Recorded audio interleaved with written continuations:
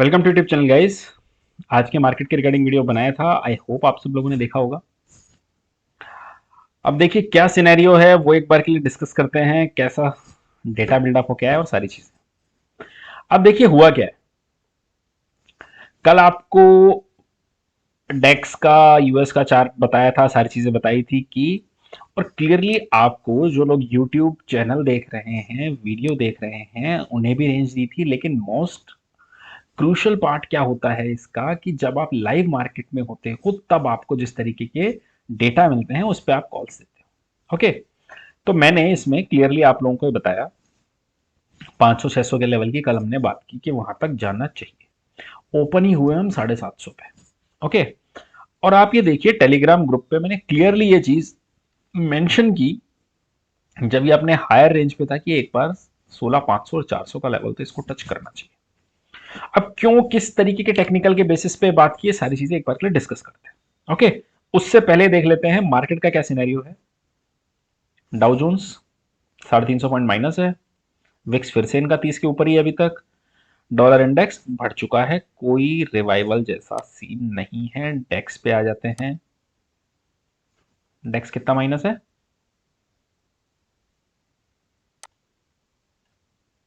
3%। डेक्स 3% अभी भी गिरा हुआ है। अब आप एक चीज समझिए, क्यों मैं आपको, देखिए मैंने कल क्लियरली एक चीज आपको बोली थी कि मैं इस मार्केट में बाय ऑन डिप नहीं करूंगा, सेल ऑन राइज करूंगा। और ये कल भी बोला था कि जब तक के लिए ये एक बार के लिए 16,800 का क्रॉस नहीं कर देगा हम सेल ऑन राइज करेंगे। क्यों, डिस्कस करते हैं। कुछ लाइंस मैं इस पर ड्रॉ करता हूं और उसके बेसिस पे आपको समझाने की कोशिश करता हूं। ओके, ये मैं 50 डे एक बना देता हूं, 20 डे। ओके, एक बना देता हूं 50 और इसको कलर कर देते हैं दोस्तों, येलो कर देते हैं। चलो, विजिबल होना चाहिए बस। ओके, और इसको मैं बना देता हूं 200। बहुत ज्यादा इधर उधर करने की जरूरत नहीं है, बहुत ही सिंपल चीजों से भी आप मार्केट का मोमेंटम पकड़ सकते हैं। ओके, अब देखिए हो क्या रहा है। हमारे मार्केट पे आ रहे हैं हम अभी। ओके, आप देखिए मार्केट बढ़ा। मैंने आपको एक लेवल दिया था 16,800 का। ओके, 16,800 का लेवल देखिए आप हो क्या रहा है। ये एक्सपोनेंशियल मूविंग एवरेज है, 200 डे एक्सपोनेंशियल मूविंग एवरेज, जो आज की डेट में हमारा है 16,700 750 के बीच में। अगर इसके ऊपर की हम क्लोजिंग लेंगे तो मतलब मैं मान के चलता हूँ 16,800 की एक बार के लिए क्लोजिंग लेंगे तो हम मान सकते हैं कि शायद ट्रेंड रिवर्स हो रहा है। शायद की मैं बात कर रहा हूँ, I am not sure. Okay, कि वो ट्रेंड रिवर्सल हो ही जाएगा उस टाइम पे, और भी फैक्टर्स देखने होंगे। तो क्या हुआ जब मार्केट ऊपर ओपन हुआ, तो आप एक चीज समझिए, यहाँ पे 200 एक्सपोनेंशियल मूविंग एवरेज हमने तोड़ा और डिसाइसिवली तोड़ा। तो क्या 4 दिनों के लिए तोड़ा था कि 200 मूविंग एवरेज? ऐसा नहीं होता है, बिल्कुल भी नहीं होता है मार्केट में। ओके, अब क्या होगा, जैसे ही ये 200 एक्सपोनेंशियल मूविंग एवरेज के पास जाएगा, इसको यहां पे रेजिस्टेंस मिलेगा और वहां से कूल ऑफ होना चाहिए था।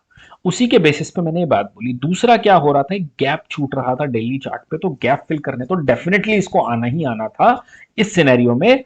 तो उसकी वजह से जो टारगेट बन रहा था वो 16,500 से 400 का बन रहा था, जो मैंने दिया। और इवेंचुअली मार्केट ने 430 40 50 का लेवल टच भी किया। ओके, अब देखिए दूसरा एक और बहुत अच्छा सिग्नल है। अब मैं क्या चाह रहा था, अब एक और लाइन इस पे ड्रॉ करता हूं। ये 50 डे को हटा देता हूं, ये 50 डे है, काफी दूर है, इसकी जरूरत नहीं है। इसकी जगह अपन लगाते हैं दूसरा एक मूविंग एवरेज। ओके, और इसको मैं कर देता हूं 20 डे।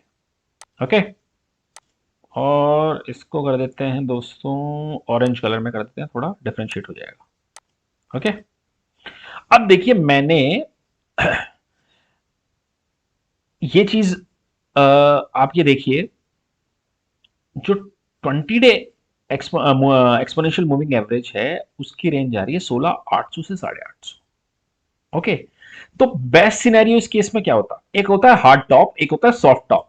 ओके, तो बेस्ट सिनेरियो इस केस में क्या होता कि अगर हम 16,800 850 की रेंज में जाते और वहां से रिजेक्ट होते, ओके, तो एक परफेक्ट रिवर्सल बनता। तो जनरली मैं क्या कर रहा था, मैं वेट कर रहा था। जो देखिए मैंने आपको आज लेवल भी दिया था 16,500 400 टेलीग्राम पे, लेकिन ये भी बोला था कि दिन में कुछ मत करना। क्यों? क्योंकि मैं वेट कर रहा था कि शायद शॉर्ट कवरिंग में हम 16,800 के लेवल पे एक बार के लिए आ जाए और वो परफेक्ट सेल पॉइंट होगा। 20 डे मूविंग एवरेज पे मेरे को लग रहा था एक हार्ड टॉप बनाएगा और रिवर्सल कर जाएगा। ओके, लेकिन ये उससे पहले ही घूम गया। तो इस वजह से आपको मैंने सेलिंग का एडवाइस दिया था। ओके, तो ये रहा टेक्निकल व्यू जिसकी वजह से टारगेट थे और मेरे को लगता है फिर से 16,400 तक इजीली आना चाहिए। दूसरा अब एक और रीजन समझते हैं, ये हो गई टेक्निकल की बात।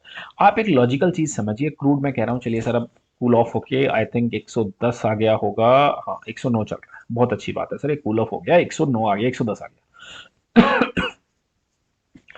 क्या ये कंफर्टेबल जोन है इंडियन मार्केट के लिए? बिल्कुल भी नहीं है। हमारे बजट की कैलकुलेशन 75 पे है सर। तो ये इशू है मार्केट्स के लिए, कंपनियों की बैलेंस शीट खराब होने वाली है 110%। इसमें कोई इफ एंड बट नहीं है, इसमें कोई भी इफ एंड बट नहीं है। तो इशू तो है मार्केट में।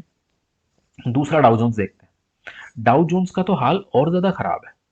डाउ जोन्स में क्या हो रहा है, आप एक ही चीज देखिए। अब मैं क्या करता हूं, इसको हटा देता हूं मूविंग एवरेज को, और इसको मैं कर देता हूं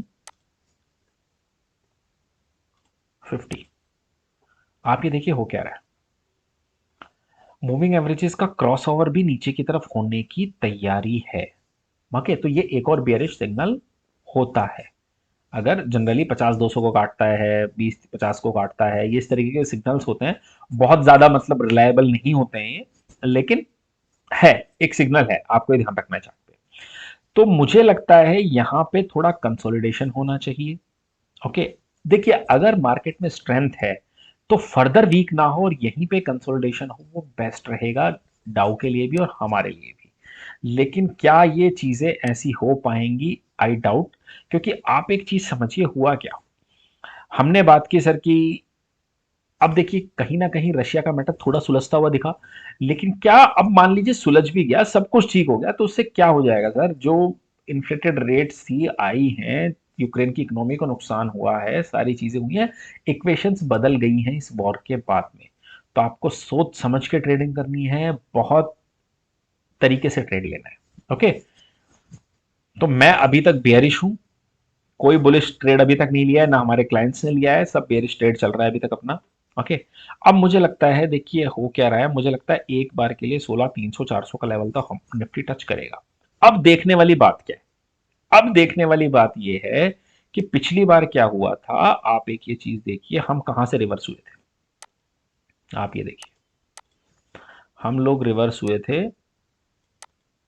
16,200 से, और हम कहां तक चले गए थे, 16,800 तक। फिर जब हमने 16,200 को डिसाइसिवली तोड़ा तो हम 15,650 700 तक चले गए। अब क्या होगा, ये जो वापस 16,200 का जोन है, ये हो सकता है एक सपोर्ट देने की कोशिश करे, तो हो सकता है हम 16,300 400 200 तक के रेंज तक आए। उसके बाद देखना होगा, अगर देखिए वापस से 16,200 टूटा डिसाइसिवली और 16,000 के पास गए, मतलब मार्केट में इनहेरेंट स्ट्रेंथ बिल्कुल नहीं है। ओके, सो वहां तक ध्यान में रख सकते हैं और हेजिंग के थ्रू आप प्ले कीजिए। दूसरा आते हैं अब हम बैंक निफ्टी पे। अच्छा चला, लेकिन आज देखिए हुआ क्या, बैंक निफ्टी का हाई है सर 35,300, और हम बंद का हुआ है 34,500। 800 पॉइंट, और इंट्राडे में देखेंगे तो 1000 पॉइंट का फॉल दिखा चुका है। अब उसी के साथ क्या है, एक गैप, छोटा गैप बचा हुआ है। मुझे लगता है 34,000 तो एनी हाउ टच होगा ही होगा, 34,000 टच होगा। और इसका जो पहले का सपोर्ट था 33,500 से 34,000 की रेंज, ये वहां तक ये भी जाना चाहिए, और देखना पड़ेगा कि वहां पे सपोर्ट लेता है या नहीं। इसमें भी ऊपर की तरफ आएगा तो आपको सेल ही करना है। लास्ट टाइम भी बताया था, अभी भी बता रहा हूं, लॉन्ग टर्म वालों को कोई दिक्कत नहीं है, लेकिन लॉन्ग टर्म वही 3 4 5 साल की बात कीजिए, 6 महीने लॉन्ग टर्म नहीं होते। ओके, सो मूव नेगेटिव है। अब देख लेते हैं किन किन स्टॉक्स पे ध्यान देना है, क्योंकि अभी डेटा आया नहीं था। ओके, अब देखिए कौन से स्टॉक्स पे ध्यान देना है। हिंद यूनिलीवर। और देखिए इक्वेशंस कैसे चेंज होती है, इस स्टॉक को देखिए आपको समझ में आएगा। हिंदुस्तान यूनिलीवर ने आईटीसी को हमेशा आउट परफॉर्म किया है, लेकिन आप लास्ट 6 महीने साल भर का चार्ट लगा के देखिए, आपको समझ में आएगा आईटीसी बहुत अच्छे तरीके से आउट परफॉर्म कर रहा है हिंदुस्तान यूनिलीवर को। दुनिया अभी भी हिंद यूनिलीवर के पीछे पड़ी हुई है, लेकिन जो आउट परफॉर्म कर रहा है वो कर रहा है आईटीसी। ओके, चलिए ये तो हो गई अलग कहानी। अब आ जाते हैं जिसके चार्ट पे। क्लोज हुआ है 2103। आपको एक स्टॉप 2101, आपको एक स्टॉप लॉस रखना है 2135 ऑन क्लोजिंग बेसिस। सिर्फ 30 पॉइंट का एसएल रखिए। और मुझे लगता है क्लोजिंग बेसिस की मैं बात कर रहा हूं दोस्तों।